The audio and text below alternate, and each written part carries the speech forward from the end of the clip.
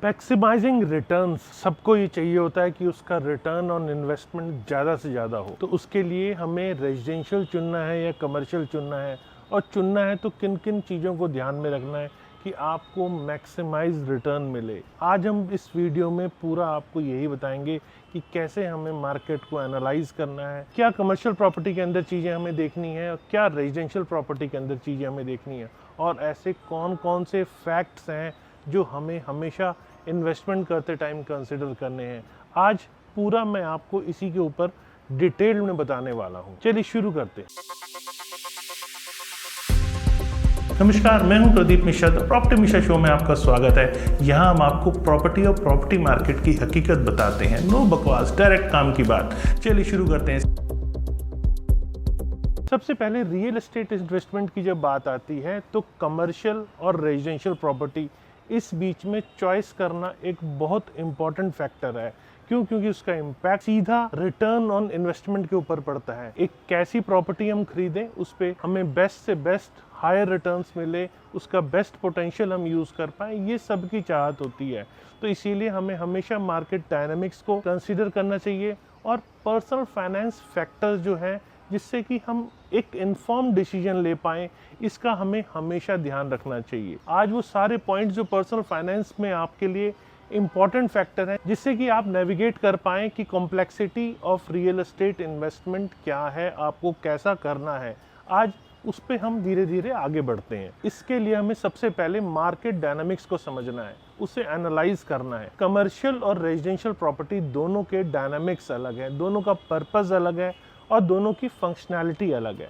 सबसे पहले समझते हैं कमर्शियल प्रॉपर्टी को। कमर्शियल रियल एस्टेट जैसे कि ऑफिस स्पेस, रिटेल यूनिट, ये आपके पोटेंशियल और अट्रैक्टिव रिटर्न को हमें डिमॉन्स्ट्रेट करते हैं। जब डिमांड ऑफिस स्पेस की हो तो वहाँ पर हमेशा फैक्टर्स जो कंसिडर होते हैं, जैसे कोवर्किंग ट्रेंड है मार्केट में, या ग्रोथ ऑफ आईटी सेक्टर है, सर्विस सेक्टर है, और फॉरेन डायरेक्ट इन्वेस्टमेंट कैसे कैसे आ रही है, ये सारे फैक्टर्स हैं जो कमर्शियल प्रॉपर्टी के अंदर कंसिडर किए जाते हैं। अगर कमर्शियल प्रॉपर्टी प्राइम लोकेशन की हो तो अब तक का जो ट्रेंड देखा गया है, वो कमर्शियल प्रॉपर्टी हमेशा आपको हायर रेंटल देती है कंपेयर टू रेजिडेंशियल प्रॉपर्टी। और अगर हम मेजर सिटीज की बात करें तो यहाँ रेंटल ग्रोथ ऑफिस स्पेस का एक विटनेस है कि पिछले 3 सालों में 8 से 12% का एवरेज, टॉप 7 सिटीज़ की बात करें तो 8 to 12% का रिटर्न लास्ट 3 इयर्स में दिया है।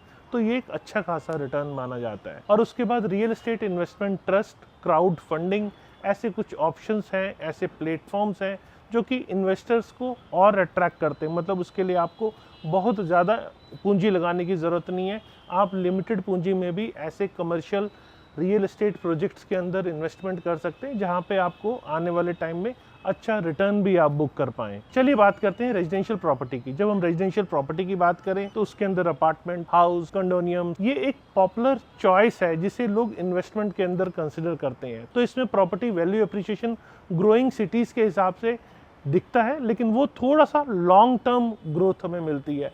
शॉर्ट टर्म में हमें बहुत ज़्यादा ग्रोथ देखने को नहीं मिलती, लेकिन ये पॉपुलर चॉइस है। लोग यहाँ रहने के एंगल से भी देखते हैं, फ्यूचर में प्रॉपर्टी एक अच्छा रिटर्न भी दे, इस एंगल से भी देखते हैं। तो हमेशा रेजिडेंशियल की पसंद ज़्यादा रही है, और जो रेजिडेंशियल की पसंद रही है तो वहाँ फ्यूचर में थोड़ा सा लॉन्ग टर्म में ज़रूर रिटर्न आता है, लेकिन रिटर्न ऑन इन्वेस्टमेंट वहाँ पर भी आपको अच्छा देखने को मिलता है। फिर जब हम रेजिडेंशियल प्रॉपर्टी के अंदर बात करें तो वो थोड़ा सा परचेजिंग में भी अफोर्डेबल नज़र आता है, और उसे मेंटेन करना और उस पर एक्सेसिबल करना, मतलब वो बहुत ज़्यादा, मेरे को लगता है वो एक्सेसिबल रहता है कि बहुत सारे इन्वेस्टर्स उसके अंदर अपना रुझान भी बनाते हैं, क्योंकि इन्वेस्टर्स को बहुत ज़्यादा एक्सरसाइज करने की ज़रूरत रेजिडेंशियल प्रॉपर्टी में नहीं दिखती है। इसीलिए भी इन्वेस्टर्स की पसंद ज़रूर रहता है कि रेजिडेंशियल प्रॉपर्टी में इन्वेस्टमेंट करें। पर जब बात आती है रेंटल इनकम की, तो इसका मतलब ये हुआ कि जब भी हम रेजिडेंशियल रेंटल की बात करें तो वो हमें कमर्शियल रेंटल से हमेशा थोड़ा सा कम देखने को मिलता है। यहाँ वैल्यू एप्रिसिएशन तो आती है, लेकिन रेंटल वैल्यू रेजिडेंशियल की हमेशा कम आती है। वैसे अलग अलग शहरों में इसकी अलग अलग कैलकुलेशन है। ज़रूरी नहीं है कि हमेशा आपको रेजिडेंशियल में कम ही रेंटल मिलेगा, लेकिन हाँ, कमर्शियल से कंपैरेटिवली रेजिडेंशियल का रेंटल कम होता है। जब हम एनालाइज करते हैं कि रेजिडेंशियल वर्सेस कमर्शियल प्रॉपर्टी के अंदर इन्वेस्टमेंट की, तो कई सारे फैक्टर्स हैं जो हमें ध्यान में रखने चाहिए। सबसे पहले लोकेशन। लोकेशन एक बहुत ही इम्पॉर्टेंट रोल प्ले करता है कि उस प्रॉपर्टी के ऊपर क्या ग्रोथ आने वाली है, क्या उसके अंदर रेंटल डिमांड आने वाली है, क्या उस प्रॉक्सिमिटी में कमर्शियल हब्स कैसे हैं, ट्रांसपोर्टेशन नेटवर्क कैसा है, एजुकेशन इंस्टीट्यूशंस कैसे हैं और एमिनिटीज़ कौन कौन सी हैं जो उस इन्वेस्टमेंट की प्रॉफिटेबिलिटी को इम्पैक्ट डायरेक्ट करने वाली है। फिर रेंटल डिमांड, जब हम प्रॉपर्टी बाय करते हैं तो हमें रेंटल डिमांड उस एरिया की क्या है, क्योंकि रेंटल डिमांड से ही हमें डिसाइड होता है कि हमें एक्चुअल उस प्रॉपर्टी पे रेजिडेंशियल या हो या कमर्शियल हो, उसमें हमें क्या रेंटल मिलने वाला है। तो ऐसे फैक्टर्स जैसे कि population growth, employment opportunities, lifestyle preferences, demographic trend और इन्फ्लुएंस, ऐसे वो सारे फैक्टर्स जो रेजिडेंशियल और कमर्शियल प्रॉपर्टी को खरीदने में करने चाहिए, वो सारे हमें फैक्टर्स रेंटल डिमांड के एंगल से पहले देखने और समझने चाहिए। फिर बात करते हैं पोटेंशियल वैकेंसी रेट, क्योंकि जब भी हम इवैल्यूएट करते हैं कि पोटेंशियल वैकेंसी रेट क्या होना चाहिए तो हमें उस मार्केट को अंडरस्टैंड करने की ज़रूरत है, क्योंकि जहां वैकेंसी रेट हाई है वहां पे हमेशा हमारा रेंटल जो है वो लेस आएगा, तो ओवरऑल इन्वेस्टमेंट का रिटर्न भी हमारा कंपैरेटिवली कम हो जाएगा। तो हमेशा हमें प्रॉपर्टी सिलेक्शन करते टाइम सप्लाई और डिमांड के डायनामिक्स को समझना, मार्केट ट्रेंड को समझना और ओवरऑल इकोनॉमिक क्लाइमेट को समझना बहुत ज़रूरी हो जाता है। फिर बात आती है मार्केट कंडीशंस की, क्योंकि ओवरऑल मार्केट कंडीशंस को समझना, फैक्टर्स जैसे कि economic growth, infrastructure development, government policies, real estate trend, इससे हमारी इन्वेस्टमेंट एक शेप लेती है। तो मैं ये कह सकता हूँ कि हमें एक अच्छी इन्वेस्टमेंट को लैंडस्केप करने के लिए इन सब चीज़ों को समझना बहुत ज़रूरी है और हमें हमेशा मार्केट में इन्फॉर्म्ड इन्वेस्टर की तरह रहना चाहिए। ओवरऑल मार्केट के आउटलुक को रिसर्च करना चाहिए और इन्फॉर्म्ड डिसीजन लेने में यही सारे फैक्टर्स हैं जो हमें हेल्प करते हैं। ये सब तो आपने रिसर्च कर लिया, लेकिन क्या आपने अपने पर्सनल फाइनेंस के फैक्टर्स को रिसर्च किया है? मार्केट एनालिसिस के बाद सबसे इंपॉर्टेंट फैक्टर आता है पर्सनल फाइनेंस फैक्टर, क्योंकि ये एक इंपॉर्टेंट और क्रूशियल रोल प्ले करता है कि जिससे आप डिटरमाइन कर पाएँ कि मोस्ट सूटेबल इन्वेस्टमेंट ऑप्शन आपके लिए क्या है। सबसे पहले इसके अंदर आता है रिस्क टॉलरेंस। अब जब बात रिस्क टॉलरेंस की आती है तो यहाँ पर आपको ये समझने की ज़रूरत है कि आपका रिस्क टॉलरेंस लेने की कैपेसिटी आपके अंदर क्या है, क्योंकि कमर्शियल प्रॉपर्टी के अंदर हमेशा हायर रिस्क होता है क्योंकि मार्केट वॉलेटाइल होती है, उसमें कई इकोनॉमिक फैक्टर्स होते हैं। जैसे रेजिडेंशियल की बात करें तो यहाँ पर कंपैरेटिवली रिस्क कम होता है, यहाँ आपका कंफर्ट लेवल थोड़ा ज़्यादा होता है और पोटेंशियल फ्लक्चुएशन जो होता है रेंटल इनकम के अंदर या प्रॉपर्टी वैल्यू के अंदर यहाँ थोड़ा सा कम होता है। तो आपको यहाँ पे रिस्क आप कितना ले सकते हैं इसके हिसाब से भी आपको प्रॉपर्टी के अंदर इन्वेस्टमेंट करनी चाहिए। अवेलेबल कैपिटल, आपके पास क्या अवेलेबल कैपिटल है जो आप इन्वेस्टमेंट करने जा रहे हैं, क्योंकि अक्सर देखा जाता है रेजिडेंशियल प्रॉपर्टी में इनिशियल इन्वेस्टमेंट थोड़ी कम होती है, लेकिन कमर्शियल प्रॉपर्टी में इनिशियल इन्वेस्टमेंट थोड़ी ज़्यादा होती है। तो आपके पास कैश फ्लो क्या है, कितने टाइम में आपकी पेमेंट्स आ रही है, क्या आपको अंडर कंस्ट्रक्शन प्रॉपर्टी लेनी जिसमें इंस्टॉलमेंट से पेमेंट देनी है या आपको रेडी टू मूव प्रॉपर्टी लेनी है।